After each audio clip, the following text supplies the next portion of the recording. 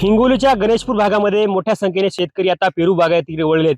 मात्र आता पेरू उत्पादक शेतकरी मोठ्या संकटात सापडल्यात. पाहायला वातावरणातील बदलामुळे पेरूवरती ज्या विविध रोगाचा प्रादुर्भाव पडतात, त्यामुळे आता पेरूंच्या बागांना गळती लागलेली. मी सुद्धा गणेशपूर शिवारातील शेतकरी शेतामध्ये बघू शकता की या ठिकाणी मोठ्या प्रमाणात जे आहे ते पेरूंच्या बागा आहेत आणि आता पेरूंच्या बागांना संपूर्ण झाडांना गळती लागली. संपूर्ण अशी पेरू जे आहेत ते गळून पडत आहेत. या सकाळी मोठ्या प्रमाणात धुकं पडते, त्यामुळे पेरूंचे जे आहेत ते झाडे वाळून जात आहेत. त्याचबरोबर या पेरूंच्या बागा या ठिकाणी बघू शकता की शेतकरी संपूर्ण पेरू जे आहेत ते या ठिकाणी लाल पडत आहेत आणि संपूर्ण या पेरूच्या आतून जे आहे ते संपूर्ण आळ्यांचा प्रादुर्भाव पडत आहेत. पांढरी आळी या पेरूवरती होत आहे आणि शेतकरी यामुळे आता मोठ्या चिंतेत सापडलेत. आपल्यासोबत शेतकरी त्याच्याकडून जाणून घेऊया. दादा, मला सांगा, कोणता रोग पडलेला आहे आणि कशा प्रकारे या ठिकाणी रोग म्हणजे याचा आभाळामुळे पडला का धुईमुळे पडला का मिळा का ना यात आळी भारी यार.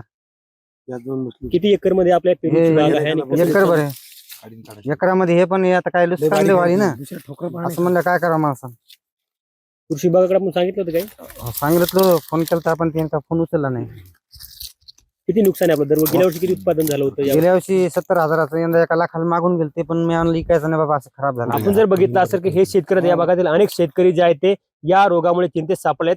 कृषी विभागाने शेतकऱ्यांच्या बांधावरती यावं आणि शेतकऱ्यांना मार्गदर्शन करावं. त्याचबरोबर या नुकसान झालेल्या शेतकऱ्यांचे पंचनामे करून यांना नुकसान भरपाई द्यावी, अशी मागणी आता शेतकऱ्यातून केली जाते.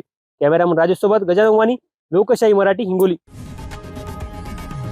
लोकशाही मराठी, ऐका, पहा, जागरूक रहा.